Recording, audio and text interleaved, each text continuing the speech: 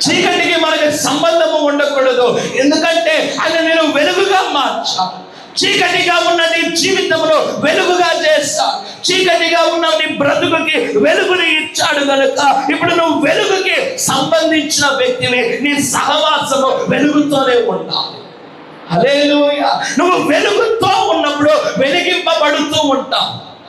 లేదంటే నీ దీపము ఎప్పుడైనా ఆరిపోవచ్చు. నీ దీపము ఆరిపోవడం అంటే రక్షణ ఎప్పుడైనా పోగొట్టుకోగలవు. ఎందుకంటే వెలుగు జీవితం నీలో లేదు. నువ్వు జీవించనంటున్నావు కనుక ఎప్పుడైనా రక్షణను పోగొట్టుకుంటావు. ఎప్పుడైనా నిధిని పోగొట్టుకుంటావు. ఎప్పుడైనా నువ్వు దేవుని కార్యములు, దేవుని ఆత్మను కూడా పోగొట్టుకుని ఆ స్థితికి వస్తావు. ఆ స్థితికి రాకముందే నువ్వు వెలుగులో ఉన్నావని గ్రహిస్తూ చీకటిని ఎదిరిస్తూ జీవించావు. హల్లెలూయా. చీకటిని ఎదిరించడం అంటే పాపమును ఎదిరించడం. యోబు తన జీవితంలో ఏ రీతిగా పాపమును విసర్జించాడు, ఆ రీతిగా పాపమును మనము విసర్జిస్తూ జీవించాలి.